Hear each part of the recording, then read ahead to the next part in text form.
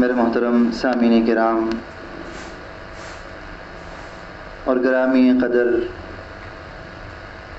عزیز و دوست اور بزرگوں،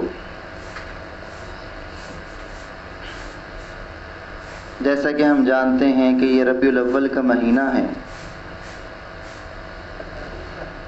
اور اس مہینے کی سب سے خاص بات یہ ہے کہ اس مہینے میں ہمارے آقا و مولا حضرت محمد مصطفیٰ صلی اللہ علیہ وسلم اس دنیا میں تشریف لائے۔ میرے محترم سامعین کرام، علماء کرام یہ بات لکھتے ہیں کہ ایک مسلمان کا اپنے ایمان کو جاننے سے زیادہ ضروری یہ ہے کہ وہ ان پر ایمان لائے کہ جن کے کہنے پر وہ اللہ پر ایمان لایا۔ یعنی اپنے ایمان کو جاننے سے زیادہ ضروری یہ ہے کہ انسان اپنے پیغمبر صلی اللہ علیہ وسلم کی سیرت کے بارے میں پڑھے، کیونکہ جب تک ہمیں یہ معلوم نہیں ہوگا، جب ہمیں اپنے پیغمبر صلی اللہ علیہ وسلم کی سیرت کا نہیں معلوم ہوگا تو ہم صرف اس لیے مسلمان ہوں گے کہ ہم مسلمانوں کے گھر میں پیدا ہو گئے تھے۔ اسلام کا جو حسن ہے، اسلام کی جو روح ہے، اس کو ہم تب ہی سمجھ سکیں گے جب ہمیں اپنے پیارے آقا حضرت محمد مصطفیٰ صلی اللہ علیہ وسلم کی سیرت معلوم ہوگی۔ آپ صلی اللہ علیہ وسلم کی زندگی کے بارے میں قرآن میں اللہ نے کیا فرمایا، حدیث میں کیا آتا ہے، مفسرین نے آپ صلی اللہ علیہ وسلم کی سیرت کے بارے میں کیا لکھا، آپ صلی اللہ علیہ وسلم کی ذاتی زندگی کے بارے میں کتابیں ہیں، تو ہمیں کسی بھی طرح حضور صلی اللہ علیہ وسلم کی سیرت پڑھنی چاہیے۔ اور حضور اکرم صلی اللہ علیہ وسلم کی ذات کے بارے میں مورخین یہ لکھتے ہیں کہ جو کتابیں لکھی جاتی ہیں آپ بیتی کسی بھی انسان کی زندگی کے بارے میں جو لکھا جاتا ہے، تو آج تک دنیا میں جتنے بھی انسان آئے، سب سے زیادہ جس انسان کے بارے میں لکھا گیا وہ آقا نامدار حضرت محمد مصطفیٰ صلی اللہ علیہ وسلم۔ جب ایک مسلمان ہے، اپنے نبی کا ماننے والا ہے، تو اتنا زیادہ لکھا گیا پھر بھی ہم نہ پڑھیں تو یہ ہماری بدقسمتی۔ تو میرے محترم سامعین کرام، حضور اکرم صلی اللہ علیہ وسلم کی پیدائش ربیع الاول کے مہینے میں ہو۔ آپ صلی اللہ علیہ وسلم کی پیدائش سے پہلے ہی آپ کے والد کا انتقال ہو چکا تھا۔ آپ صلی اللہ علیہ وسلم کے دادا کو خوشخبری دی گئی۔ آپ صلی اللہ علیہ وسلم کے دادا نے، جناب عبد المطلب نے، آپ صلی اللہ علیہ وسلم کا نام محمد رکھا صلی اللہ علیہ وسلم۔ عرب میں یہ نام پہلے کبھی نہیں رکھا گیا تھا، اور آپ صلی اللہ علیہ وسلم کا جو نام ہے محمد، اس کا معنی ہے کہ جس کی سب سے زیادہ تعریف کی جائے۔ پھر آپ صلی اللہ علیہ وسلم کو پرورش کے لیے گاؤں بھیجا گیا۔ عرب کا یہ رواج تھا کہ چھوٹے بچے کو گاؤں بھیجا جاتا تھا تاکہ ایک تو وہ صحت مند ہو جائے، اور دوسرا عرب کے اندر اپنی زبان کے بارے میں بہت فکر مند تھے کہ بچے کی زبان جب وہ بولنا سیکھے تو اس کو خالص زبان آنی چاہیے، کیونکہ شہر میں یہ ہوتا ہے کہ مختلف لوگ آ کر بستے ہیں، تو بہت ساری زبانیں بولنے والے جب اکٹھے ہوتے ہیں تو زبان خالص نہیں رہتی۔ تو آپ صلی اللہ علیہ وسلم کو اسی طرح بھیجنا تھا۔ تو اس میں ایک بڑا عجیب واقعہ ہے۔ واقعہ یہ ہے کہ جب آپ صلی اللہ علیہ وسلم کو لینے کے لیے خواتین آئیں تو اس وقت ہوتا یہ تھا کہ جس گاؤں میں مالی لحاظ سے لوگ مضبوط نہیں ہوتے تھے تو وہ لوگ جب ان کے بچوں کی پیدائش ہوتی تو وہ شہر سے ایک بچہ لے کے اپنے بچے کے ساتھ پال لیتے. ایسے ہوتا یہ کہ جو شہر کے لوگ تھے وہ ان کو اپنے بچے کی پرورش کے عوض میں بہت سارا سامان دیتے. ان کا خرچہ بھی چل جاتا, ان کا بچہ بھی پل جاتا. تو حضور اکرم صلی اللہ علیہ وسلم کے پیدائش کے بعد جو قافلہ آیا وہ قبیلہ بنو سعد سے آیا تھا, اور اس وقت اس علاقے کے حالات بہت زیادہ خراب تھے. قحط تھا, کھانے کے لیے کچھ نہ تھا, نہ انسانوں کے لیے نہ جانوروں کے لیے. تو اس وقت جو قافلہ آیا تو اس میں حضرت حلیمہ سعدیہ رضی اللہ تعالی عنہا بھی تھی. وہ اس واقعے کو خود بیان کرتی ہیں کہ جب ہمارا قافلہ آیا تو قحط کی وجہ سے چونکہ کھانے کے لیے کچھ نہ تھا تو جس گدی پر میں سوار ہو کر آ رہی تھی وہ اتنی کمزور تھی کہ اس کا چلنا مشکل تھا. اب اس کی کمزور ہونے کی وجہ سے اور آہستہ چلنے کی وجہ سے میں قافلے میں بہت پیچھے رہ گئی, اور باقی خواتین مکہ جلدی پہنچ گئیں اور انہوں نے جا کر جتنے بھی بچے تھے ان سب کو لے لیا. اور جب یہ پہنچی تو ان کو پتہ چلا کہ جتنے بھی بچے تھے وہ تو سب خواتین نے لے لیے, لیکن ایک بچہ ان میں ایسا تھا کہ ہر خاتون کے سامنے اس کو پیش کیا گیا, لیکن کسی نے بھی اس بچے کو گود لینے سے انکار کر دیا. اس کی وجہ یہ تھی کہ وہ بچہ یتیم تھا, اور ان عورتوں کے ذہن میں یہ تھا کہ جب ہم یتیم بچے کو پرورش کے لیے لے کے جائیں گی تو ہمارا اپنا خرچہ ملنا دور کی بات, ہمیں تو اس کا خرچہ کرنا پڑے گا. تو یہ سوچ کر ان خواتین نے اس بچے کو نہیں لیا. یہ فرماتی ہیں کہ جب میں نے یہ سنا اور مجھے لگا کہ شاید ہمیں خالی ہاتھ جانا پڑے گا تو میں نے اپنے شوہر سے مشورہ کیا کہ کچھ نہیں ہوتا, اگر ہمیں کچھ معاوضہ یا کچھ خرچہ نہیں بھی ملتا کوئی بات نہیں, خالی ہاتھ جانا واپس اچھا نہیں لگتا, ہم اس بچے کو لے لیتے ہیں, اللہ ہمیں برکت دے گا. یہ سوچ کر حضرت حلیمہ سعدیہ رضی اللہ تعالی عنہا نے حضور اکرم صلی اللہ علیہ وسلم کو لے لیا, کیونکہ آپ صلی اللہ علیہ وسلم کی پیدائش سے پہلے آپ کے والد انتقال کر چکے تھے. آپ کی یتیمی کی وجہ سے کوئی گود نہیں لے رہا تھا, لیکن حضرت حلیمہ رضی اللہ تعالی عنہا کو کیا معلوم تھا کہ وہ کتنی قسمت والی ہونے والی ہے کہ آپ نے در یتیم حضرت محمد مصطفیٰ صلی اللہ علیہ وسلم کو گود لے لیا. وہ کہتی ہیں کہ جیسے ہی حضور اکرم صلی اللہ علیہ وسلم کو ہم نے لیا اور ہم مکہ کے باہر ابھی پہنچے, جہاں ہم رکے تھے, جہاں ہم نے اپنا پڑاؤ کیا تھا, وہاں پر پہنچے تو کیا دیکھتے ہیں کہ ایک گدی تھی, ایک اونٹنی تھی ہمارے ساتھ. جو اونٹنی ہے اس کے تھن دودھ سے بھرے ہوئے, اور ہمارے حالات پچھلے کئی دنوں سے ایسے تھے کہ اس کے کھانے کے لیے کچھ نہ تھا, دودھ کا ایک قطرہ ہونا دور کی بات, اس میں تو گوشت تک نہیں تھا. وہ کہتی ہیں ہم بڑے حیران ہوئے, ہم نے پیٹ بھر کے دودھ پیا, اور اس کے بعد جب بچوں نے دودھ پینا شروع کیا تو دونوں بچے, ان کا اپنا بچہ بھی تھا, وہ بھی سیر ہو گئے اور پیٹ بھر کے سو گئے. اور وہ فرماتی ہیں کہ حضور اکرم صلی اللہ علیہ وسلم کو لینے سے پہلے میرا اپنا بچہ اتنا بھوکا ہوتا تھا کہ ساری رات اس کے رونے کی وجہ سے ہم سو نہیں سکتے تھے, لیکن جیسے ہی حضور اکرم صلی اللہ علیہ وسلم کو گود لیا تو دونوں بچوں نے اپنا پیٹ بھرا, اور وہ ایسے سوئے کہ اس رات کئی دنوں کے بعد ہم آرام اور سکون سے سو سکے. میرے محترم سامعین کرام, ابھی یہ سلسلہ شروع ہو چکا تھا. حضور اکرم صلی اللہ علیہ وسلم کی برکت صرف حضرت حلیمہ سعدیہ رضی اللہ تعالیٰ عنہ کے لیے نہیں بلکہ اس پوری کائنات کے لیے تھی. ابھی تو یہ شروعات تھی.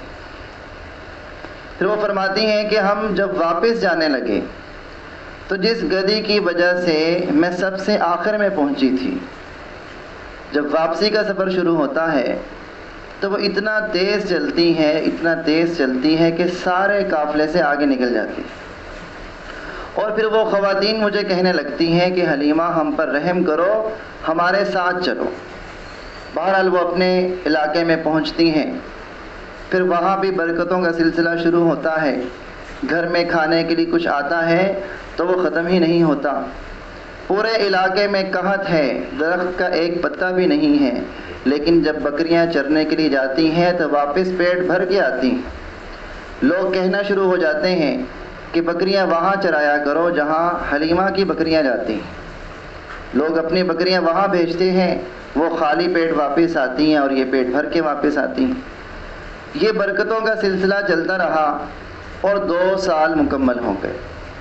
2 سال کے بعد حضور اکرم صلی اللہ علیہ وسلم کو واپس ان کی والدہ کے حوالے کرنا تھا، لیکن ان کی برکتیں ایسی تھیں اور آپ صلی اللہ علیہ وسلم سے ان کو محبت اتنی زیادہ ہو گئی تھی کہ انہوں نے آپس میں مشورہ کیا کہ اس بچے کو کچھ اور دن اپنے پاس رکھ لیتے ہیں۔ لیکن پھر سوچا کہ سب بچے واپس جا رہے ہیں، ان کو بھی واپس لے جاتے ہیں۔ جب مکہ پہنچے تو پتہ چلا کہ وہاں ایک وبا پھیلی ہے جس سے بچوں کو بہت نقصان ہو رہا ہے۔ اب یہ سننے کے بعد پھر ان کی والدہ سے مشورہ کیا۔ حضور اکرم صلی اللہ علیہ وسلم کی والدہ نے اجازت دے دی کہ آپ کچھ اور عرصہ ان کو اپنے پاس رکھ لیں تاکہ وبا سے بچ جائیں۔ حضور اکرم صلی اللہ علیہ وسلم پھر حضرت حلیمہ رضی اللہ تعالی عنہا کی پرورش میں چلے جاتے ہیں۔ 4 سال ایسے ہی گزر جاتے ہیں۔ 4 سال جب حضور اکرم صلی اللہ علیہ وسلم کی عمر مبارک ہوتی ہے تو ایک واقعہ ہوتا ہے جس کو سیرت کی کتاب میں معجزہ شق صدر لکھا ہوتا ہے۔ یہ معجزہ شق صدر کیا تھا کہ ایک مرتبہ حضور اکرم صلی اللہ علیہ وسلم بچوں کے ساتھ کھیل رہے تھے۔ بچوں نے کیا دیکھا کہ 2 جوان آئے، ان کے لمبے لمبے قد ہیں، سفید کپڑے پہنے ہیں، سفید رنگ ہے۔ وہ بچوں میں سے حضور اکرم صلی اللہ علیہ وسلم کو اٹھا کر لے جاتے ہیں۔ آپ صلی اللہ علیہ وسلم کو لٹاتے ہیں اور آپ کا سینہ چاک کرتے ہیں اور آپ صلی اللہ علیہ وسلم کا دل مبارک نکالتے ہیں، اس میں سے خون کا ایک لوتھڑا الگ کرتے ہیں۔ آپ صلی اللہ علیہ وسلم کا دل آب زمزم سے دھوتے ہیں، پھر واپس اپنے جگہ پر لگاتے ہیں اور سینہ بند کر دیتے ہیں۔ میرے محترم سامعین کرام، یہ اس دنیا کا پہلا بائی پاس تھا، اور یہ ایسا بائی پاس تھا کہ اس میں نہ کوئی تکلیف ہوئی، نہ ایک خون کا قطرہ نکلا اور نہ کوئی سینے پر کسی کٹ کا نشان پڑا۔ یہ حضور اکرم صلی اللہ علیہ وسلم کا معجزہ تھا۔ لیکن ہم تصور کر سکتے ہیں کہ جب باقی بچوں نے یہ سارا منظر دیکھا تو انہوں نے کیا سوچا ہوگا۔ باقی بچے بھاگتے ہوئے گھر آ گئے اور آ کر شور مچانے لگے کہ مکہ سے آنے والے بچے کو 2 شخص آئے تھے اور انہوں نے اس کو مار دیا۔ اب حضرت حلیمہ رضی اللہ تعالی عنہ بہت پریشان ہوئیں، اور جب جا کے دیکھا تو حضور اکرم صلی اللہ علیہ وسلم بالکل ٹھیک تھے، لیکن چہرے پہ کچھ پریشانی تھی۔ لیکن جب سب سے سن لیا تو پریشان ہو گئیں اور آپ صلی اللہ علیہ وسلم کو واپس آپ کی والدہ کی خدمت میں دے آئیں۔ پھر آپ صلی اللہ علیہ وسلم اپنی والدہ کی خدمت میں ہی رہے۔ جب آپ کی عمر 6 سال ہوئی تو آپ کی والدہ یثرب چلی گئیں، مدینہ چلی گئیں۔ وہاں ان کے شوہر کی قبر تھی، اس کی زیارت کے لیے۔ پھر جب وہاں سے واپس آنے لگیں، بیمار ہو گئیں اور راستے میں ہی ان کا انتقال ہو گیا۔ حضور اکرم صلی اللہ علیہ وسلم کی عمر جب 6 سال تھی تو آپ کی والدہ کا بھی انتقال ہو گیا۔ پھر آپ اپنے دادا جناب عبد المطلب کی خدمت میں آ گئے۔ 2 سال ان کی خدمت میں رہے، اور جب آپ کی عمر 8 سال کی ہوئی تو آپ کے دادا کا بھی انتقال ہو گیا۔ یعنی جو لوگ محبوب ترین تھے دنیا میں، ایک ایک کر کے وہ دنیا سے رخصت ہو گئے۔ اب آپ صلی اللہ علیہ وسلم کی عمر 8 سال تھی اور آپ اپنے چچا ابو طالب کی کفالت میں آ گئے۔ آپ کے چچا ابو طالب نے آپ کا بہت خیال رکھا، اپنی سگی اولاد سے بھی زیادہ محبت دی، اپنے ساتھ ہی رکھتے، اور اس طرح آپ صلی اللہ علیہ وسلم کی پرورش ہوتی گئی۔ سیرت میں بہت سارے واقعات لکھے ہیں، ہمیں وہ پڑھنے چاہیے. ظاہر ہے کہ اس کا ٹائم نہیں ہے کہ ایک جمعے میں مکمل ہو سکے. تو بہرحال آپ صلی اللہ علیہ وسلم بڑے ہوتے ہیں، 25 سال کی عمر میں ذریعہ روزگار بھی اختیار کرتے ہیں، کاروبار بھی کرتے ہیں، اور آپ کے کاروبار میں آپ اتنی دیانت اور امانت سے کام کرتے ہیں کہ لوگ آپ صلی اللہ علیہ وسلم کا نام لینے کے بجائے آپ کو صادق اور امین کہنا شروع کر دیتے ہیں. 25 سال کی عمر میں آپ صلی اللہ علیہ وسلم کی صداقت اور امانت سے متاثر ہو کر حضرت خدیجہ رضی اللہ تعالی عنہ نکاح کا پیغام بھیجتی ہیں، اور آپ صلی اللہ علیہ وسلم کی شادی حضرت خدیجہ رضی اللہ تعالی عنہ سے ہو جاتی ہے. آپ صلی اللہ علیہ وسلم کو شادی کے بعد اللہ نے بہت مال و دولت عطا کی، لیکن آپ کا اور آپ کی اہلیہ کا سب سے بڑا مشغلہ یہ تھا کہ غریبوں کی مدد کرنا، بے سہاراؤں کا آسرا بننا. آپ صلی اللہ علیہ وسلم تجارت بھی کرتے اور ساتھ ہی ساتھ اللہ کی عبادت بھی کرتے. ہم جانتے ہیں کہ وہ زمانہ ایسا تھا کہ بت پرستی کا رواج عام تھا، لیکن نبوت ملنے سے پہلے بھی حضور اکرم صلی اللہ علیہ وسلم کو ان بتوں سے جن کو لوگ عبادت سمجھ کے ان کی پوجا کرتے تھے، آپ صلی اللہ علیہ وسلم کو سخت نفرت تھی. اور پھر جیسے جیسے آپ صلی اللہ علیہ وسلم کی عمر بڑھتی گئی، آپ صلی اللہ علیہ وسلم نے معاشرے کے اس غلط رسم و رواج سے بچنے کے لیے تنہائی اختیار کرنا شروع کر دی. جب آپ صلی اللہ علیہ وسلم کی عمر 35 سال ہوئی تو اس زمانے میں خانہ کعبہ کی دوبارہ تعمیر بھی ہوئی. بڑا مشہور واقعہ ہے، جھگڑا بننے لگا تھا حجر اسود کی تنصیب کے لیے، اور جھگڑا اتنا سخت ہو گیا تھا کہ تعمیر بھی رک گئی تھی، اور لگ رہا تھا کہ شاید اب جھگڑا ہو جائے گا اور جنگ چھڑ جائے گی. لیکن آپ صلی اللہ علیہ وسلم کی وجہ سے وہ جھگڑا ختم ہو گیا، وہ صلح بھی ہو گئی، اور آپ صلی اللہ علیہ وسلم نے اپنے دست اقدس سے حجر اسود تنصیب کیا. پھر آپ صلی اللہ علیہ وسلم غار حرا جانے لگے. وہاں جا کے تنہائی میں اللہ کو یاد کرتے. 35 سے 40 سال کی عمر میں آپ صلی اللہ علیہ وسلم کا یہی عمل تھا. پھر ایک دن اچانک جب آپ صلی اللہ علیہ وسلم کی عمر مبارک 40 سال تھی، آپ صلی اللہ علیہ وسلم غار حرا میں تھے کہ اچانک حضرت جبرائیل علیہ السلام غار حرا میں آ گئے. اب چونکہ آپ صلی اللہ علیہ وسلم اس کے لیے تیار نہیں تھے، اندازہ نہیں تھا، تو اس لیے جب انہوں نے آ کے حضور اکرم صلی اللہ علیہ وسلم کو اللہ کا پیغام دیا، اقرا پڑھو، تو آپ صلی اللہ علیہ وسلم تھوڑا گھبرا گئے اور فرمانے لگے کہ میں پڑھا ہوا نہیں ہوں. یہاں ایک بات بھی ہمیں یاد رکھنی چاہیے، ایک نقطہ یاد رکھنا چاہیے کہ حضور اکرم صلی اللہ علیہ وسلم کا ایک خاص لقب ہے امی.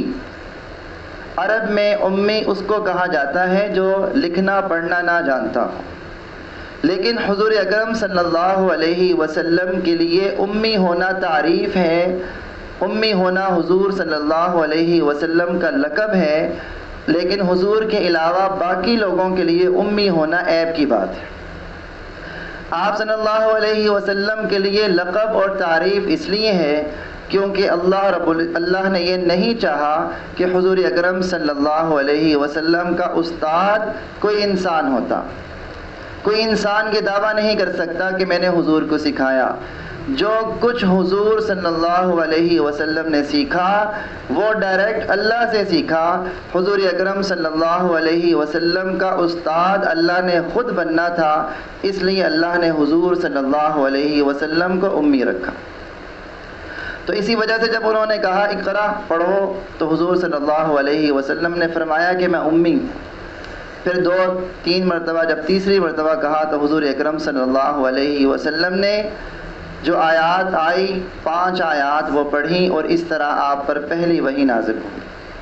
پہلی وحی کے بعد آپ صلی اللہ علیہ وسلم کچھ پریشان رہے، کیونکہ یہ ایسا موقع تھا یا ایسا زبردست بوجھ تھا پوری امت کا جس کو برداشت کرنا کوئی آسان کام نہیں تھا. پہلی وحی تو آپ صلی اللہ علیہ وسلم اس کے بعد کچھ کشمکش میں رہے کہ یہ کیا ہو رہا ہے. میرے محترم سامعین کرام، جب حضور اکرم صلی اللہ علیہ وسلم پر دوسری وحی نازل ہوئی جس میں اللہ رب العزت نے فرمایا یا ایھا المدثر، اے چادر میں لپٹنے والے، پہلی وحی کے بعد حضور جب گھر تشریف لائے کب کبھی داری تھی، آپ نے فرمایا زملونی زملونی، مجھے چادر دو۔ دوسری وحی میں اللہ رب العزت فرما رہے ہیں کہ اے چادر میں لپٹنے والے، قم فانذر، کہ آپ کھڑے ہو جائیں اور لوگوں کو خبردار کریں۔ میرے محترم سامعین کرام، اس وحی